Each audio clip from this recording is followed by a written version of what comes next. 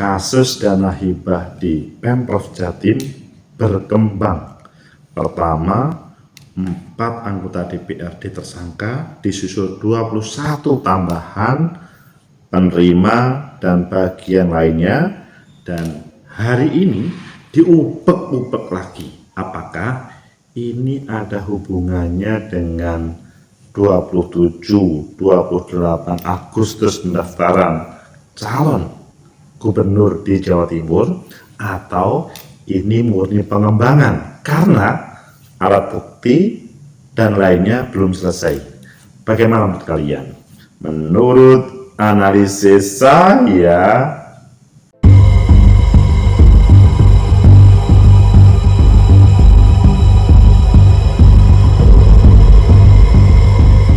Assalamualaikum warahmatullahi wabarakatuh. Salam sejahtera untuk kita semua. Pecinta masa depan negeri, tegakkan kebenaran, lawan ketidakadilan. Komisi Pemberantasan Korupsi pada hari ini mendatangi Pemprov Jawa Timur. Tas dibawa. Semua bertanya-tanya, ada apa ya? Kan sudah ada yang tersangka, sudah ada yang putusan hakim, wakil ketua DPRD, dan ada yang tersangka baru, ada penerima tersangka, ada yang lainnya tersangka juga. Ini kok masih ada? Ayo kita baca di beberapa media. Selanjutnya kita kupas. Apakah ini murni terkait dengan keadilan atau penindakan hukum, atau ini ada hubungannya dengan 27 Agustus, 28 Agustus, proses pendaftaran calon kepala daerah.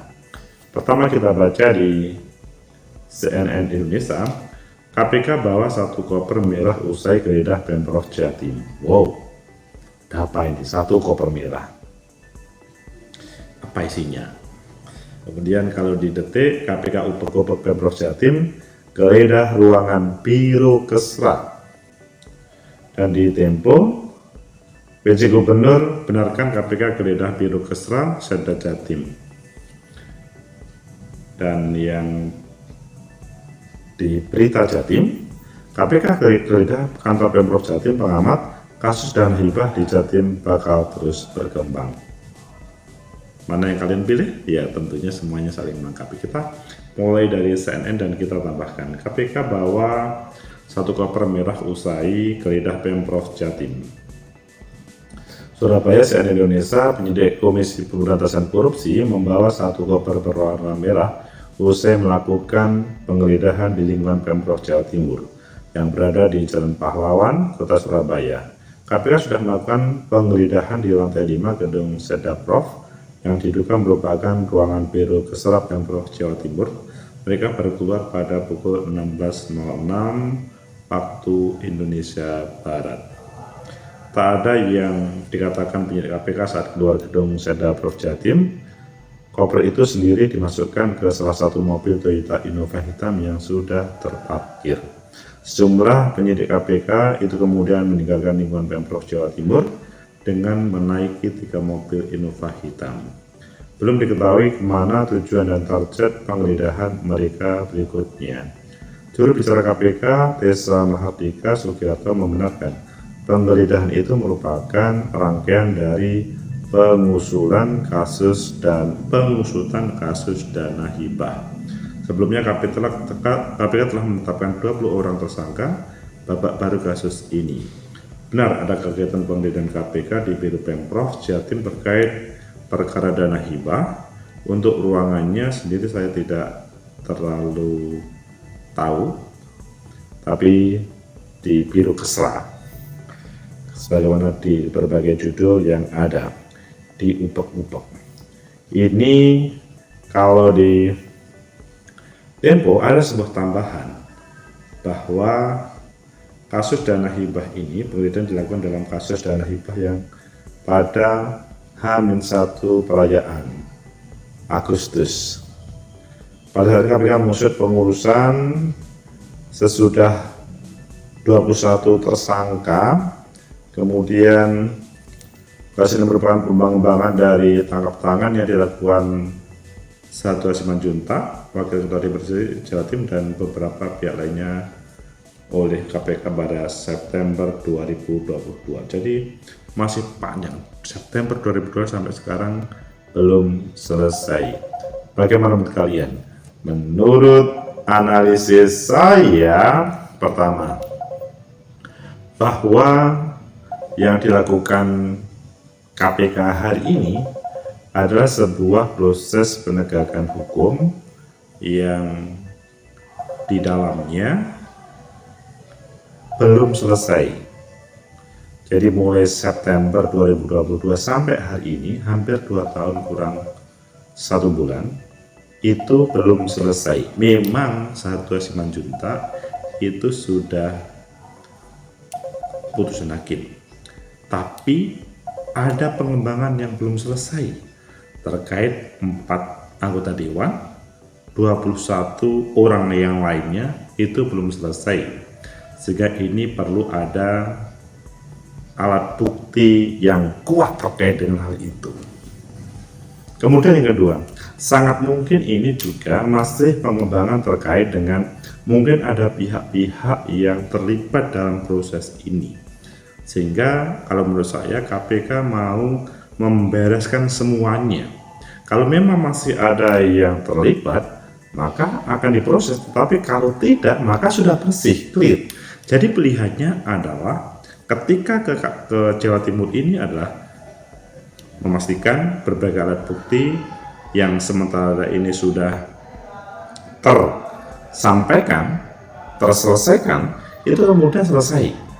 Tapi kalau masih ada yang dikembangkan, ya dikembangkan. Dan ini adalah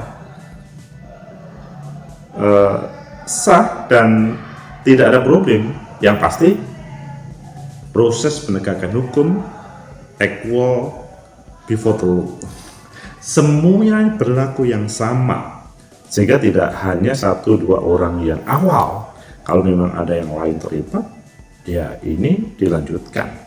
Meskipun dalam suasana peringatan 17 Agustus kemerdekaan ataupun dalam suasana proses Pilgub Jatim atau di tengah-tengah proses pencalonan.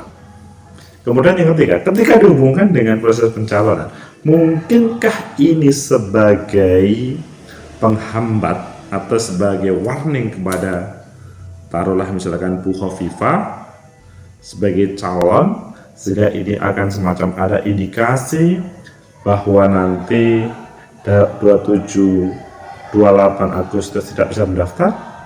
Ya, ada 2 kemungkinan dalam hal yang ketiga ini. Bisa untuk memang memastikan sehingga Bu Khofifah adalah betul-betul tidak terlibat, sehingga nanti pendaftarannya itu ya tidak ada masalah, tidak ada problem, sehingga seandainya terpilih nanti tidak ada problem.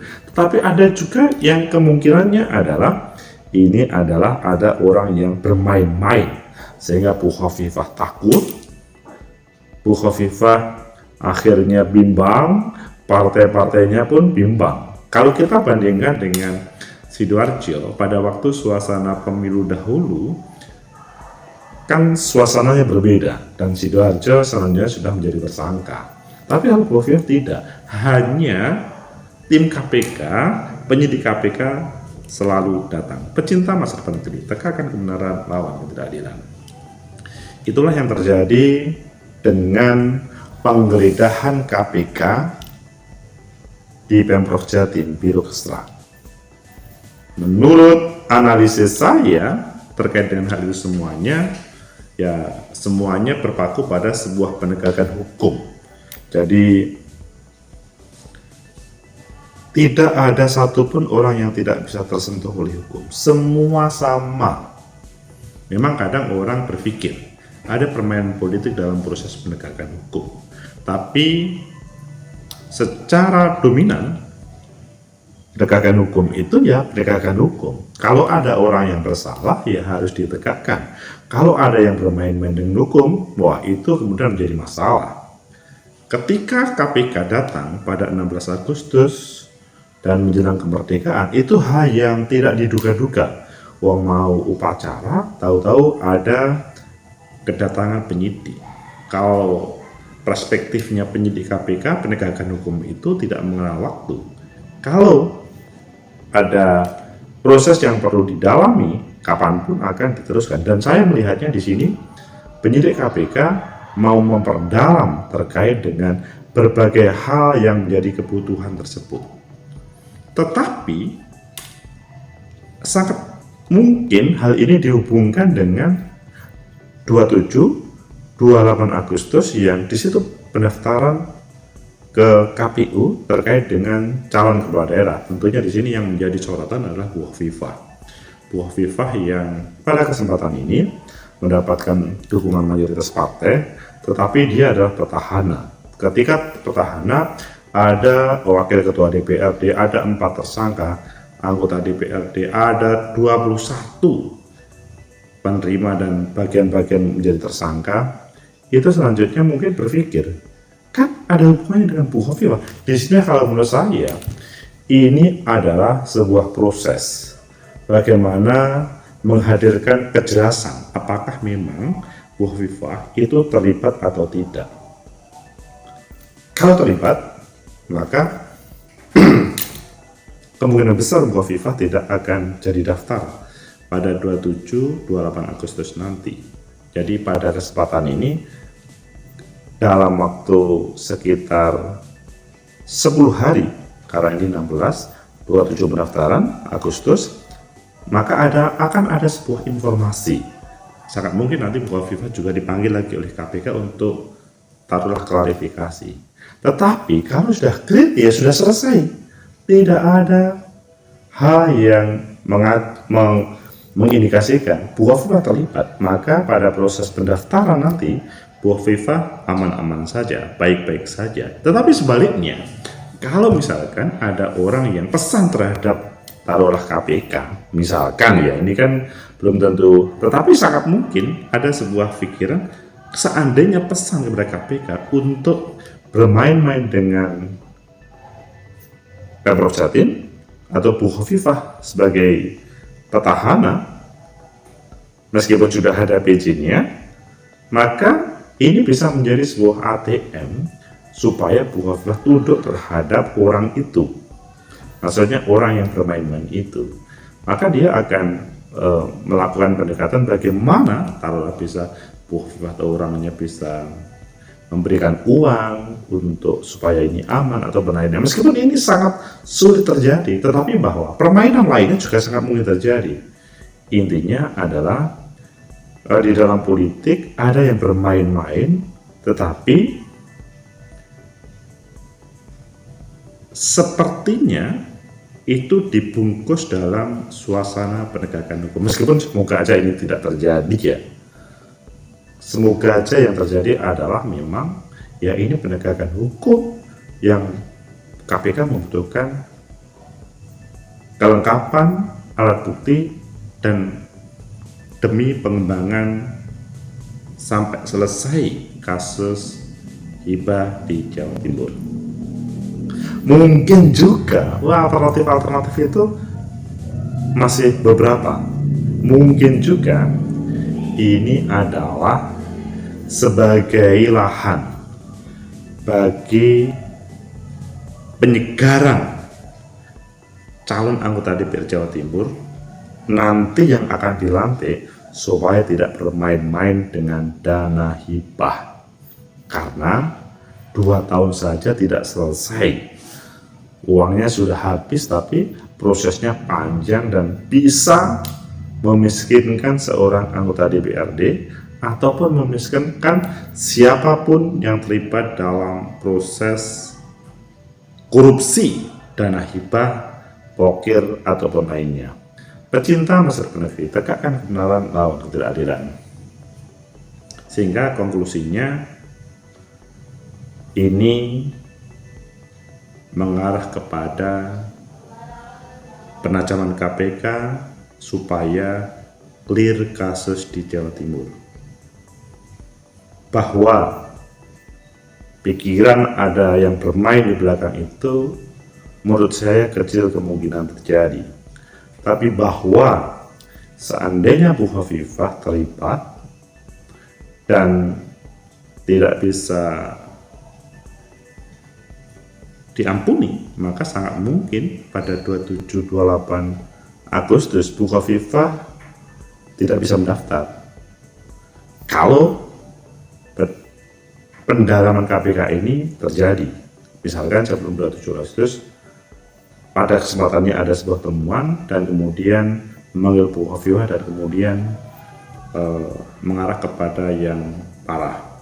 Tetapi kalau saya melihat ini adalah pendalaman terhadap 21 yang kemarin sudah ditersangkakan oleh KPK. Kita tunggu saja bagaimana proses selanjutnya, dan semuanya semoga dalam suasana penegakan hukum untuk Indonesia bebas korupsi, kolusi, dan nepotisme. Semoga bermanfaat. Like, subscribe, komen, and share. Sampai jumpa.